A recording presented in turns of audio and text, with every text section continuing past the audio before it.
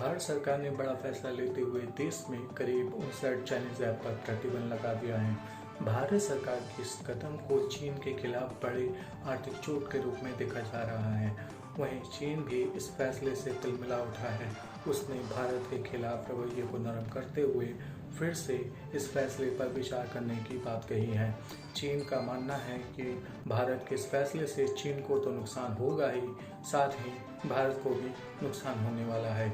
आइए डालते हैं इस खास रिपोर्ट पर एक नज़र। भारत सरकार ने 59 चाइनीज ऐप पर बैन लगा दिया है, जिसको लेकर चीन का रवैया पूरे मामले में काफ़ी नरम नज़र आ रहा है।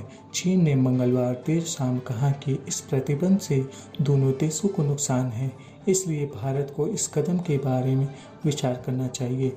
चीन ने यह भी कहा कि यह चाइनीज़ निवेशकों के हित के प्रति चिंतित है और भारत ये सब करके अपना भी नुकसान कर रहा है।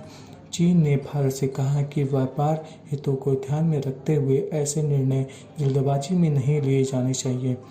चीनी विदेश मंत्रालय के प्रवक्ता झाओ लिजिन ने कहा कि भारत चीन के द्विपक्षीय व्यापारिक संबंधों से दोनों देश को ही फायदे होते हैं।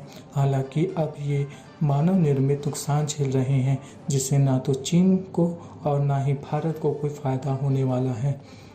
इंडिया इन्वेस्टमेंट सर्विस सेंटर से जुड़े लॉ फर्म के हेड साजुन ने भी कहा कि भारत के इन प्रतिबंधों को बड़ा नुकसान माना जा सकता है।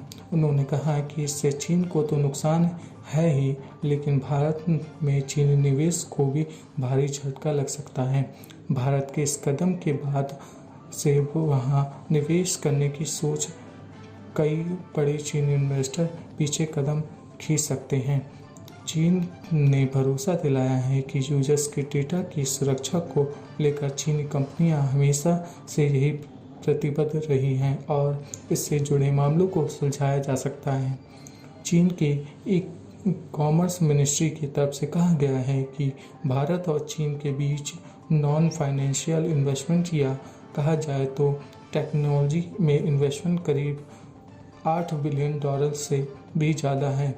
भारत के इस कदम से सबसे ज़्यादा नुकसान स्टार्टअप्स को होने वाला है, क्योंकि उनमें से ज़्यादातर चाइनीज़ फंडिंग के सहारे चल रहे हैं।